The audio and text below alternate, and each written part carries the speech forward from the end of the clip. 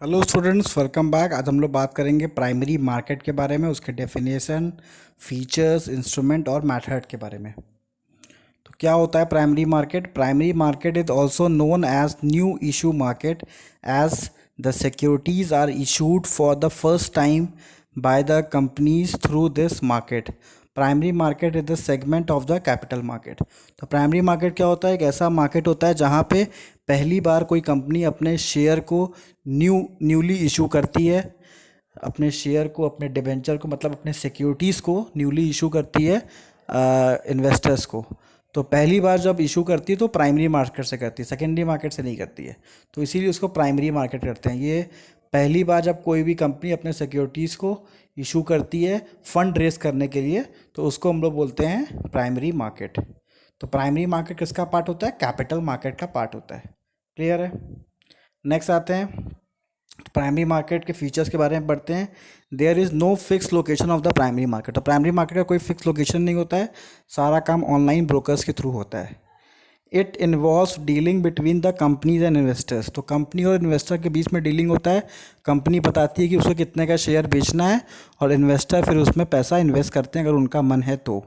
Company के पूरे image के ऊपर सारा कुछ होता है। कंपनी का इमेज अच्छा है तो लोग शेयर खरीदते हैं, इमेज अच्छा नहीं है तो कंपनी का शेयर लोग नहीं खरीदते हैं। Price of the securities are determined by the companies. तो कंपनी डिसाइड करती है कि उसका एक शेयर कितने का बिकेगा, फिर वो बताती है इंटरमीडियरीज को, फिर वो बताते हैं इन्वेस्टर्स को। Only buying of securities take place. तो प्राइमरी मार्केट में कभी भी सेलिंग नहीं होता, मतलब यहाँ पे आप केवल जाके शेयर खरीद सकते हैं। ठीक है, कंपनी बेचेगी, आप खरीदेंगे। आपको फिर पैसे की ज़रूरत है तो आप फिर से कंपनी से नहीं कहोगे लो अपना शेयर वापस ले लो, मेरा पैसा दे दो, ऐसा कोई ऑप्शन नहीं है। आपको जाना पड़ेगा, उसके लिए सेकेंडरी मार्केट में इन्वेस्टर ढूंढना पड़ेगा। इन्वेस्टर को आप वो शेयर बेच के अपना पैसा खाली कर सकते हैं। तो कंपनी कभी भी आप यहाँ पे आके प्राइमरी मार्केट में शेयर बेच नहीं सकते, आप केवल खरीद सकते हैं फ्रेश शेयर, न्यू शेयर्स को। तो यहाँ पे आप शेयर बेचने का सोच भी नहीं सकते। नेक्स्ट आते हैं, it is the new issue market. इसीलिए इसको न्यू इशू मार्केट कहते हैं, क्योंकि जो भी नए शेयर होते हैं केवल वही इशू होते हैं प्राइमरी मार्केट में। जो शेयर एक बार कोई ख़रीद लेता है फिर उसको बेचना चाहता है तो वो प्राइमरी मार्केट में इशू नहीं हो सकता, वो उसको जाना पड़ेगा सेकेंडरी मार्केट में वहाँ बेचने के लिए। तो प्राइमरी मार्केट नए शेयर के लिए केवल होता है, इसीलिए इसको प्राइमरी मार्केट कहते हैं।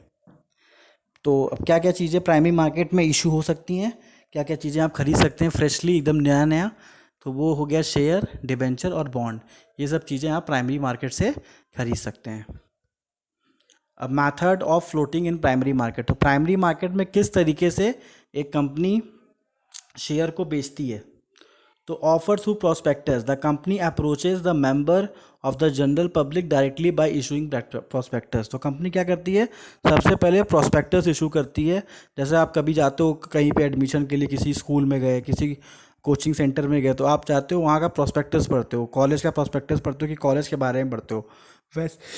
वैसे ही कंपनी भी जब अपना शेयर इशू करती है तो अपने बारे में सारी डिटेल्स, कितने साल से कंपनी है, कंपनी का कैसा बैलेंस शीट है, कंपनी का सारा फाइनेंशियल इन्फॉर्मेशन उस प्रोस्पेक्टस में लिखा होता है। तो कंपनी पहले प्रोस्पेक्टस इशू करती है और लोग प्रोस्पेक्टस को पढ़ते हैं, फिर उनको लगता है कि हाँ कंपनी में पैसा इन्वेस्ट करने लायक है तो वो इन्वेस्ट करते हैं। तो बिना प्रोस्पेक्टस इशू किए कंपनी शेयर इशू नहीं कर सकती, पहला पॉइंट। दूसरा, offer for sale, the company approaches member of the general public indirectly through intermediaries. तो कंपनी डायरेक्टली आपसे आके नहीं बोलती कि मेरा शेयर खरीद लो। जो इंटरमीडियरीज होते हैं, जो ब्रोकर्स होते हैं, वो आपको बताते हैं कि हाँ इस कंपनी का शेयर आया है, आप इसको खरीद सकते हैं, आप इसमें पैसा लगा सकते हैं। तो इंटरमीडियरीज के थ्रू प्राइमरी मार्केट में आप पैसा लगा सकते हैं। नेक्स्ट है private placement, the company can raise finance by allotting securities to selective individual and institution. जैसा कि कंपनी शेयर इशू कर रही है, अब कंपनी ने मान लीजिए 1 लाख शेयर इशू किए, अब कंपनी ने 1 लाख में 20,000 शेयर किसी प्राइवेट प्लेसमेंट के थ्रू सेल कर दिया, मतलब किसी इंस्टीट्यूट को सेल कर दिया, किसी इन्वेस्टर्स के ग्रुप को सेल कर दिया, तो ये सब कंपनी कर सकती है। तो कंपनी के पास ऑप्शन होता है कि प्राइवेट प्लेसमेंट शेयर्स का कर सकती है।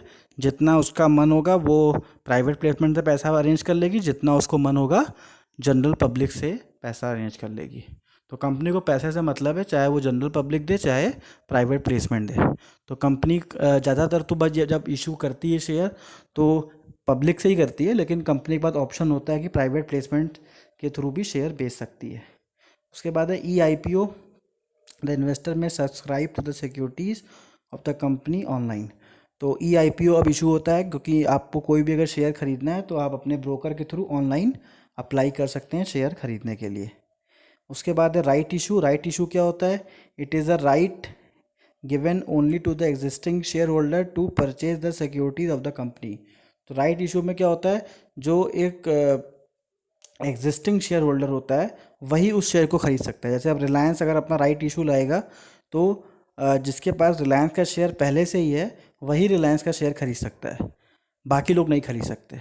ठीक है, तो ये हो गया राइट इशू। लेकिन आईपीओ लाएगा तो आईपीओ कोई भी खरीद सकता है, तो इसको बोलते हैं इनिशियल पब्लिक इशू। क्लियर है? Thank you students.